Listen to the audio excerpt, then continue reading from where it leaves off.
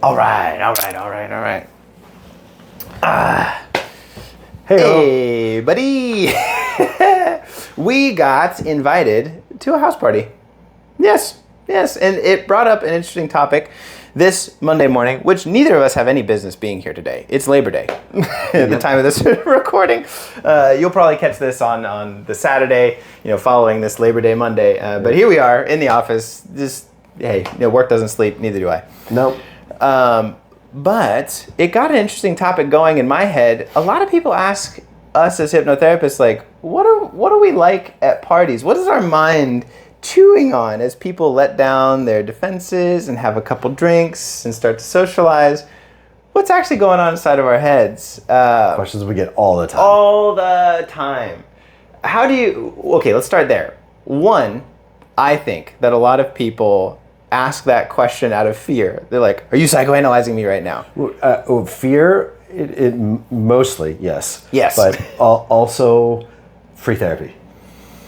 Oh, yeah. So I don't think I let my brain go there because I'm off. Yeah, free therapy is people will be like, damn. They'll be like, and maybe a mixture of both too for each person, but I'd say it's probably like 80-20. On which side? 80 fear. Okay. 20, great, this is the opportunity to get free therapy and get somebody to tell me something that I haven't been able to figure out. Yeah. About personally or especially with relationships. Yes. And there's some parts of me that don't even mind that so much. Like I was at a party maybe a few months ago, and there was this lady there. Not revealing any information about her, but generally speaking, just went through pretty dramatic divorce and was really letting loose for the first time, trying to discover their new single identity. And so they were telling me about all of this, and then attachment stuff's coming up. Yeah, attachment stuff's coming up, and then they, partook in some substances, so they were rolling, and so they're just having this emotional breakdown, not in a bad way, but just really feeling a lot of stuff that had been kind of locked away, and so she's just kind of laying there processing all this stuff, and she just reached out her hand, and I just held her hand for a good 30 minutes. Well, just, hey, you're going through it. I can see that you're going through it, and you're not alone while you're going through it. And she was super sweet. My wife was right there, and she was like, oh my gosh, I realized I'm holding your husband's hand. Is that okay? And Joy was like, yeah, it's totally fine. Because she could see, my wife's very perceptive. Not a counselor, but very perceptive. And so she's like, yeah, you need this. That brings up, maybe that we should get licenses for the partners of, or a demi license or something like that for the partners of therapists. There needs to be. Yeah. Maybe they should just automatically get a peer support certificate. I think there should be some kind of, I think it goes two ways, because at the same parties, because there's often other mental health professionals at these parties, it goes two ways. Either one, they're the best friend you could ever hope to have. Yep. Or two, they're the worst friend you could ever hope to. There's one of two. They're either so patient because their counselor partner is an emotional mess all the time. Yeah. And so they have learned how to just hold space for their partner as a counselor. Yep. Or they're just off the walls bonkers. You don't want that person creating more chaos in your life. But my wife is the very perceptive, kind and patient type of friend, and so. But I interrupted about great. that because. But what did she say? Oh, just she was going through it, and that meant a lot for her. And I think it meant a lot for her because I am a counselor who is married and safe, very, very monogamous. I love my wife so much, and so here she is going through this attachment stuff with males, and it's I can feel safe with Jesse because there's nothing here. It's just another human being letting me know that they are in this human being experience together with me. There's not going to be an ask for romantic favors or expectations in the future. Space. Yeah. So that was really great for them. But yeah, I think it all often starts out with that fear piece of what are you going to know about me that I don't know about myself, that then makes me vulnerable to whatever kind of thing. It's manipulation fear. Yeah, and there's lots. There is lots of things that in that setting I know about you that you may not know about yourself. Yeah. Or don't want to have part of that space. It is dangerous emotionally, and there needs to be a certain amount of ego strength in order to have that space with a therapist. Yeah. Like of course, my first thought when you were saying that is like, well, attachment. Yep. Identity. Yep. Existentialism. Like all of those things, and not only that, but strictly for hypnosis. I'm thinking, what things have you hypnotized yourself about? Which is easy, especially in a long-term relationship. It's easy to hypnotize yourself with the identity of I am a wife and a mother, and that's all that I am. That is very easy by yourself, not even taking into consideration a toxic relationship that you're leaving. Yeah. Well, and then what I see people do as well is in relationships, long-term ones that they leave, they then believe that all other relationships should follow that same pattern. And they don't realize how different each relationship can be. So, they'll be like, well, you could see even her fear, right? She's holding my hand thinking that I might ask something from her later. Sure. Romantically. Yeah, exactly. And so, I can only imagine what that's telling me as somebody trained in psychology about her history of the relationship. Like, I wonder how toxic and usury her previous relationship was that she'd have this fear with me, thinking that all men are going to follow this pattern. And justified for having that fear, because that was her experience. Yeah, all the men in her life up until then may have been like that. Right. So, we're kind of getting ahead of ourselves. But yes, hypnotherapists and counselors at parties, it's not that we are looking to manipulate, at least, I'll speak for myself. I'm not looking to manipulate anybody. But the best way that I've described it to people is it's the same way that an architect might go into a building. That's a great metaphor. And so, is the architect deconstructing the building and finding all the flaws in the building while they're there? I go like the Dr. Phillips Center, right? You go in, it's a beautiful building. You go in, you enjoy a show. Is the architect breaking down the whole building and looking for flaws? No, they're there to enjoy a play. I'm there to enjoy the party too, but I'm gonna notice some shit along the way. You're like, well, I don't think I would have built it like that. Or especially if there's a giant crack in the wall. Right. I'm gonna notice that. Right, yeah. Well, I'm not missing it. Yeah, it's more like that. I'm aware of things, but I'm not there to break people down. That brings me no joy. Sure, the metaphor goes even further too. It's like if you're an architect that walks into a building and you're just like, based on what I see, this is not a safe place. I'm not gonna go in. Yeah. Yeah, I'm not going to engage. Yeah, I'm not going to, and that's happened in so many times. As last year, I was at this event with a group of my wife's friends at a community that she's in, and we're there. And one of the newer people in that community, who has been in therapy, was has done therapy for her entire life, is working through some shit. She was just like, asked me about what I do, and then was just like, can you hypnotize me now? No. She falls into that 20. Yeah, no. 20%. No, I'm not going so to. free therapy, right? Yeah. No, that's not how this works. Because one, that's too much responsibility, and I think one of the things that people don't recognize in that space, whether it be the fear or the free therapy, is like what comes after that. It's not that you make a breakthrough and snap, everything's fixed. It's you make a breakthrough through hypnotherapy.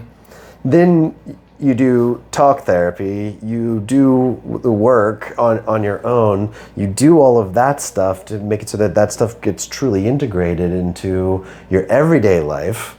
Mm-hmm. I don't have time for that night. No. Yeah, we're not doing that. I'm not going to be sitting here making referrals, later on following up. If you want a referral, you can have that, and then you can start that process. But I'm not doing that tonight. Yeah. Have you ever hypnotized someone at a party for fun, though? Yes. Yeah, me too. I have to admit that. Yeah. They wanted to, and I was like, that's great. And so it's more of the stage magic-y showman stuff. It wasn't hypnotherapy. No. It was hypnosis, but it wasn't hypnotherapy. Yeah. Yes. So, like, I still think my job is fun. So I get the same thing of, like, people find out that, I'm like a nationally, internationally known dream interpreter on social media, and they're like, oh, let me tell you my dream. And I'm like, shut the fuck up. Yeah. So, bye, Felicia. There's two ways, right? I love interpreting dreams. It makes me very happy. But when someone wants to share in my passion with me, I get excited with them. But when someone wants to use me for my resources, I get upset because that is disrespectful. Well, it's non-consensual. Yeah. It's an expectation without consent. Yes, thank you. I feel very heard. Yeah. when you say that. So, I'll tell people that. I do too. In public settings when that comes up, I'll be like, no, this is an expectation without consent. Yeah. It's like a liner that a lot of people will be like, okay. What I did was shitty. You can't argue with that. No. You have an expectation for me without my consent for doing something for you. Yeah, no thank you. Yeah. Thank you. So. But if someone wants to say, oh, I've got this thing, or I've experienced that, like, what are your thoughts about this? You're engaging. You're engaging me in conversation based on my topic, like that I'm interested in. Like, that's intuitive. If somebody told me that they're an architect, I'm not going to ask them about a problem I have at my house, but I'm going to be like, I've always wondered, like, this question, like, what do you think about this question related to your topic of interest? Love that. So I'm saying this not as a, like, if anybody hears this and meets me in real life outside, like, don't be discouraged from asking me questions. Like, definitely do, but just don't try and use me for your own benefit. That's not nice.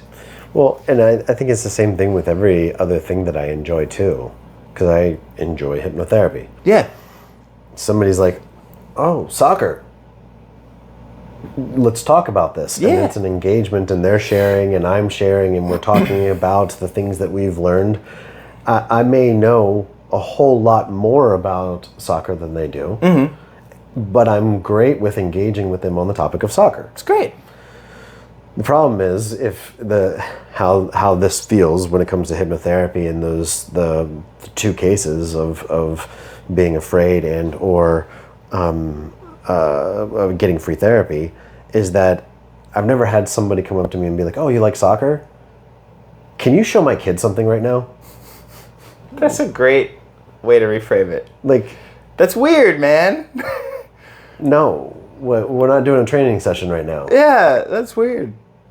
Or any one of the other things. Yeah. Which happens a lot with business stuff.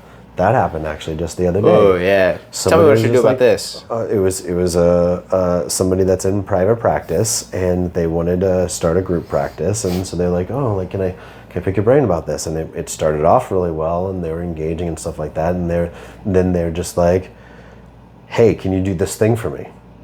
Yeah, that's not nice. No, the answer's no. Like, no, I'm not doing that. Like, right. I get paid for this, and this is my job, and I've made a career about being good at this, and this is what I'm going to do when I'm at the office on Monday, even if it's Labor Day. I think the difference is equipment. When somebody says like, oh, you like soccer, they don't pull out a goal and a soccer ball and say, show me your, penalty kick. Nice. But because there's no equipment necessary for counseling and hypnosis, they're like, it's up here. Show me how to shoot a penalty kick right now. I'm like, no, that's weird, man. It is weird. That's weird. No, we're vibing, we're chilling. It's a house party. Well, and that gets to another really great point, because when somebody is afraid, so just that case example, when somebody is afraid, the issue is that they have all of these defense mechanisms that come up to help protect them from everybody else seeing that they're hurt in this area. But it is a lot easier for me to see, you got a big bandage. And I see that bandage, and I see that defense mechanism. There's a crack in that foundation. Yeah, we don't have to. I don't want to talk about this, but you're safe. Yeah, it's also out of keeping them safe too. I think so. Yeah. Because that's when I say that it's dangerous, and it's dangerous. Yeah, you don't want to have a half of a therapy session. That's like a surgeon cutting someone open and being like, well, I'll just poke around real quick. And it's like, no. Like, there's a whole process to put someone back together so they're okay to leave. We're not going to open that right now. Wrong time, wrong place. And I think sometimes that person can be afraid that you are going to open that wound up.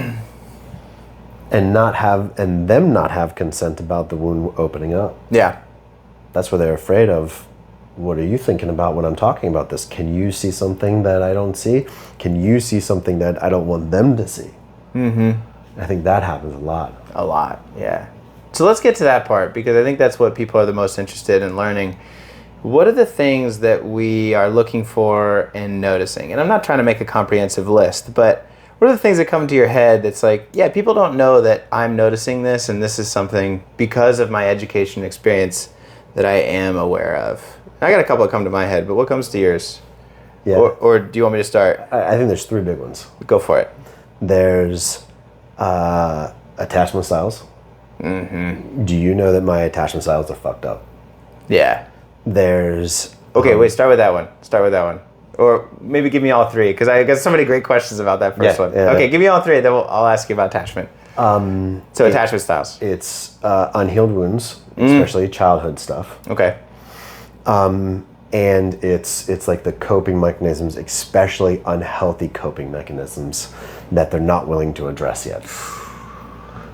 Okay, so you walk into a room, you walk into a party, and you're trying to figure out where you're going to go, right? You walk in that door and you're like, okay, you're trying to get a lay of the land here. Am I going to go get a drink first? Am I going to go talk to that person that I haven't seen in a while? And you're just observing the room, trying to figure out where you're going to fit into this group. What are you seeing that's like, whoa, attachment wound, or whoa, unhealed issue? What do you see that's like, The biggest one is, I need you to pay attention to me. What does that look like? It's the because I very much agree. Yeah. It's the person that can be very fixated, especially when people get inebriated. It's the thinking, I would like that energy in my life. I think is a big, like, whatever that is, like, maybe it doesn't even need to be like they get stuck on me. It's they're stuck on someone because they want some of that energy in their life, but they've been starving themselves from it because of attachment stuff. I think pretty much all attachment stuff that we hypnotize ourselves into not needing. So much we could say about that, actually. Comes out when somebody gets inebriated. Oh yeah. It's, I need you. I need that energy from you, and I need you to see me as being okay. The life of the party energy, the the savior energy, that comes out a lot.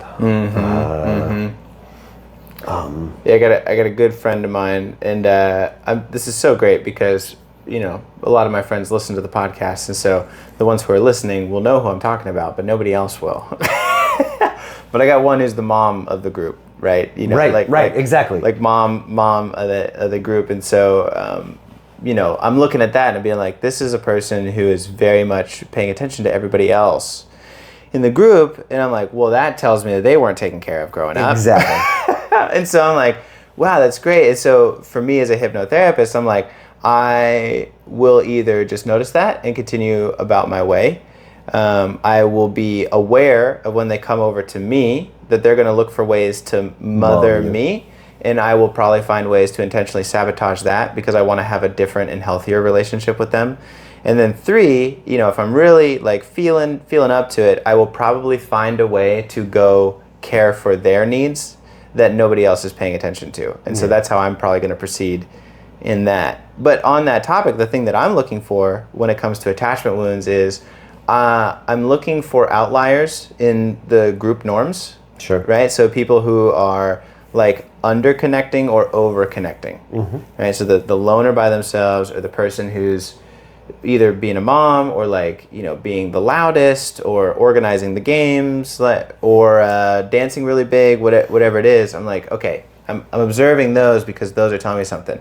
But there's a caveat, because I think a lot of people are like, okay, well, just make sure to blend in. Jesse won't notice me.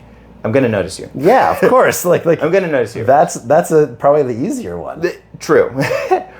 But what I'm going to pay attention to is the difference of, are they looking for a response from the group, or are they doing this because it makes them feel good? Yeah. I love meeting a person who is the outlier of the group, but really doesn't care about what other people think about it. They're just enjoying what makes them happy. I like this. Which versus I need to do this. Right. Which, back to a previous podcast episode 100, about why we are friends is... That was episode 100. That was episode 100, yeah. Can you believe that? I mean, I had you join, I'd probably done 50 episodes before you popped in. That's great. But yeah, that was the 100th episode. Wow. Isn't that wild? That is wild. Yeah. I gotta look up the statistic. There's something about 90% of podcasts don't make it past episode 4. So definitely beating the statistics. But what I'm looking for, and so speaking of that episode, one of the reasons that I'm friends with you is you definitely stick out at parties. But you don't give a shit about what other people think about what you're doing. You're just like, yeah, this makes me happy. I'm going to do that. And I'm like, that's the guy I want to hang out with. Having a great time, knows what he likes, and doesn't care that, how it affects others. It's not negatively affecting others. You're just like, yeah, if you want to join. If you don't, that's fine with me. I'm just having a good time. Do your thing. That is secure attachment. I'm hanging out with that. That's where I'm gravitating towards in the party. Thea made a couple of comments after my birthday party about how she loved that by the end of the night I was walking around in my bathing suit, a cape with sleeves, and my Batman mask. Yes. See, that's a vibe. I'm there for that. I'm there for that. But I think there is a caveat to that. That is in that space, for my birthday, where you were at my birthday party. Mm-hmm. This is all people that are safe. And there was an expectation about making sure that it was safe for whatever kind of evening you wanted. Yeah. And there's many different people that wanted different evenings, and they did that. And there's space for each of them. And I loved that. Now, unless there is that space, and when I've gone to other spaces or this group of friends of Thea's, I don't like being inebriated, and I won't. It's club soda for me. Yeah. Just because I don't want there to be anything going on in my brain to where I get into a situation where there's a non-consensual expectation for me. Yeah, I think for me, just because of the expectation of our profession, I do have to feel very safe. So that was the first time I had been in that specific group of people, the one that I was talking about with that girl who just got her divorce. And so people are like, oh man, you're having such a good time. What are you on? And I was like, I'm actually stone cold sober, which, nobody knew, because I'm in the middle of the cuddle puddle and the whole thing. And, they're like, oh man, you're rolling pretty hard. Nope. I'm actually just stone cold sober, having a great time, because I'm comfortable with those parts of myself, I think. Yep. But I will often do that because I don't have that established relationship with all those people there. And so there is legally and ethically a greater sense of responsibility on me in that situation to maintain safety for everybody else, because it's assumed that everybody else is maybe going to make indiscretions about asking me for things, and it's my responsibility as the professional to reinforce that boundary of, no, I'm not going to engage in therapy with you. Yep. This is the wrong context. Yeah. So I do like to be sober in those. Yeah. And I also I'd like to be around people that have already understood those expectations and those boundaries before I get into it, so that I don't have to explain it in the moment. Yeah. And if I do have to explain it in the moment, there's not a context there, I think being sober is great. Agreed. Yeah. Agreed. Yeah, it doesn't bug me at all. It makes a lot of other people uncomfortable, though. It does. Doesn't it? True. Yeah. When you're sober and they're not. Especially when you have a sober therapist there. I've gotten that on many occasions. No one's ever said that to my face. Oh, really? No one's ever said that to my face. No. Oh, I've had that happen on many occasions, especially with alcohol. I have another thing that I do at parties I want to share, but I do just sidebar wonder if that's a difference between the two of us, though. Is like, I think sometimes blending in with the social norms can be easier for me, so people probably don't even know or haven't even clocked that I haven't been, doing anything or that I am sober. That's interesting. Like, I've never had that thought. I wonder if it's different for you in the way that you interact with people. I can still get pretty wild. Oh, Sober. for sure. Yeah. But maybe food for another podcast. Yeah. Thinking about it. The other thing, my favorite thing to do at parties that I notice as a hypnotherapist is relationships. So not only attachment just in general to the group, but couples or like people who are in a relationship at parties. God, so good. So good. And not because I'm reveling in like anyone's misfortune or anything, but it's just, as somebody trained in it, it's so obvious. And I'm just like, oh no. Usually. So in that first one, there's a baseline for the group, right? And so anybody who's outliers to the baseline, I'm like, okay, interesting. But then I'll take that and niche it down, and I'm establishing baselines for each person, like we do as hypnotherapists, right? So somebody who's loud, I'm going to notice, are they always loud, right? Some people just are loud. But other people are loud in certain contexts, which is different from their baseline. They get quiet in other times. And so I'm like, you see, that behavior is not just normal for them. They have made a change, which is indicating something subconsciously for me. And so I noticed the same thing about relationships. Was there an eye roll when their partner asked them to get them a drink? How much time are they spending together at the party versus separate at the party? What is one partner's energy level versus the other partner's energy level? Are they matching and playing, or are they disconnecting? And so those are definitely things that I notice too. And I don't really touch on them or do anything about it, but I can't help but notice it as I walk in. Can't help it. Yeah. And so it's the behaviors, right? Like what is somebody doing, and how is that different from their baseline behavior state? I see this in like two very like common themes. Yeah. One is in very heterosexual communities, male-female relationship. You see this a lot with drunk women going to the bathroom together. Tell me more. What are you observing? I've seen it so many times that she needs to get away from her husband. Oh yeah, that's true. Yeah, that's true. And on the flip side of this, the drunk guy specific conversation is that in a lot of places where there's alcohol, where guys start to get a little bit tipsy, there's this like, I want to talk about boy stuff, and almost to the I point, find that yucky. it's so gross. I find it yucky. Wait. This is weird, man. Wait till the little guy gets into school, if he goes to school, and there's parent groups. And the parent, at the birthday parties, there's the guys in the corner that are starting to get drunk at 2:00, and all they want to talk about is some sports, and it's one of their only reprieves from having all of these other conversations that they don't want to have. I'm just not invited to those parties.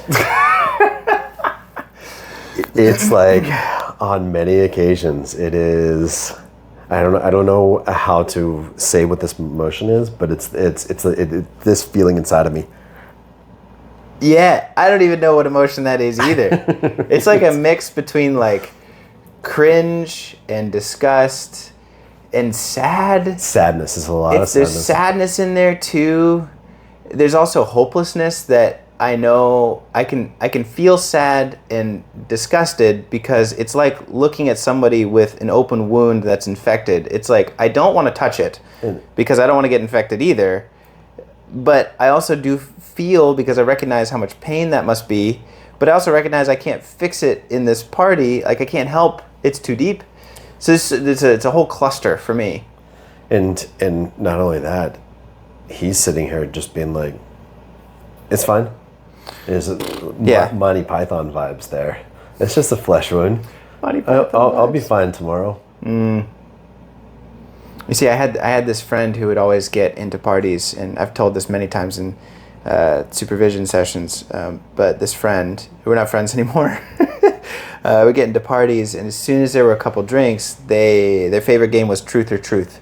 So not Truth or Dare, but just Truth or Truth, and they would just use it as an opportunity to create the same level of pain and frustration in other people's relationships that they felt in theirs. So it was very like, what would you call that? Like sadistic, I guess? Yeah. It was very sadistic. And so, we're in one of these things, and, I'm a beginning therapist, and so they're like, truth or truth, it always happens at this particular group of friends, which indicated a lot of unresolved trauma in this group of friends, which makes sense. And so they turn to me, and they're like, this is their great gotcha moment, right? Truth or truth. Truth or truth, right? And so, they're like, okay, have you ever thought about a client sexually?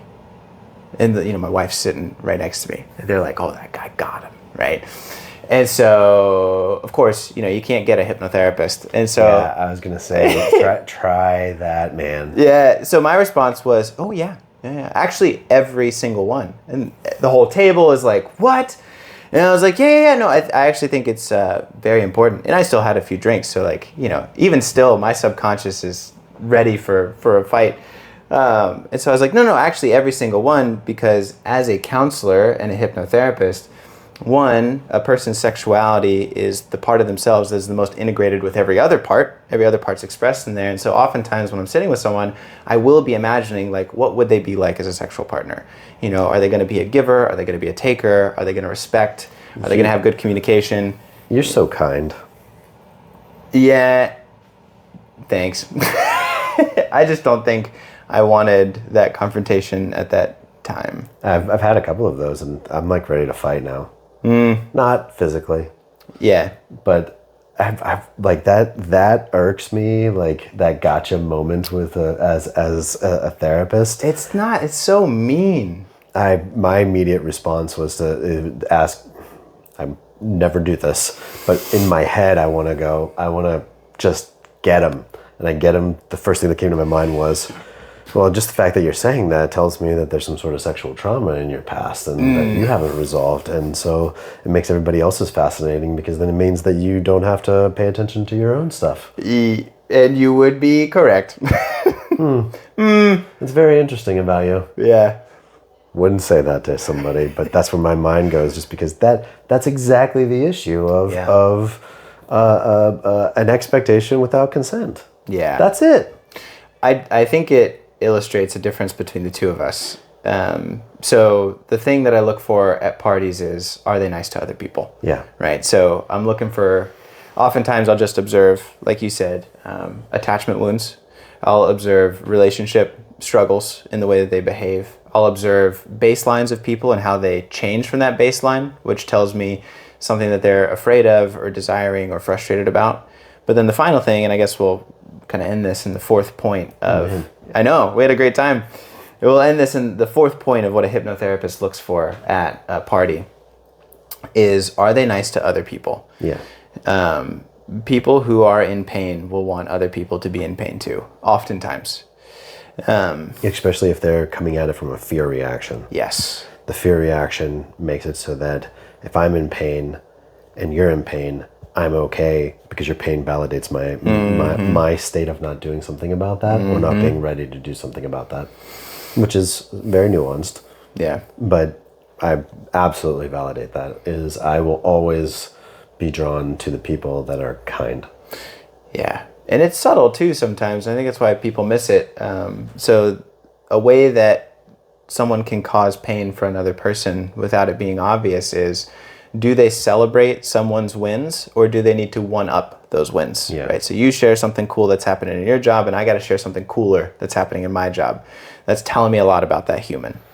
And so, with this person, I recognize that about that. Like, their desire to be sadistic towards others illustrated pain in their own life. And I have empathy for that while also being aggressive, pushing back on that. But the difference between the two of us, I think, which is very illustrative for the trauma-focused hypnotherapy course, is you do tend to address those things with a much more masculine energy. Yeah. And I do tend to address those type of situations with a much more feminine energy. I don't mind playing the game along with them. And like, I'll be so deep into your game that you won't recognize how far that I've gone to then like disrupt it. Which is much more skilled to do. It's a different type of skill. Well, okay. Yes, it is. I think my response to that was, I will accept that skill as long as it doesn't invalidate your skills. Yeah. I guess is what I'm Yeah, I don't think that it does. Yeah. I think it's much more technical. It's much more surgical. It's cutting it open, and I just got my bam bam stick and was like, bam bam, smack, bam bam.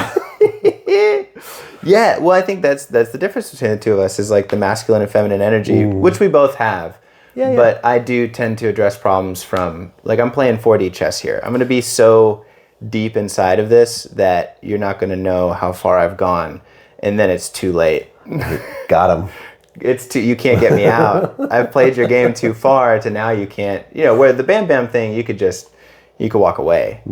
But I've got you now. And so like, that's the kind of more feminine, like subtle part of it. So that's what I enjoyed. I got them to think while still playing the game, which is fun. And that's the way my brain works.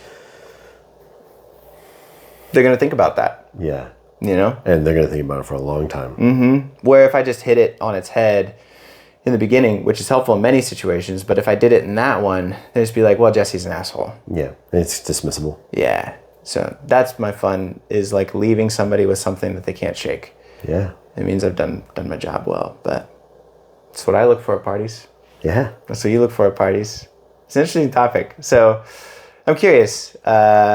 Please, wherever you're watching this, whether it's Spotify, a clip on Instagram, or over on YouTube, let me know. How are you at parties? Are you afraid to talk to therapists? Does it make you nervous when a counselor is sober and you are not? And what do you think about our statements? Interested to respond to them. But on that note, let's finish out our working Labor Day. And I'll catch you in the next episode. Until then, bye.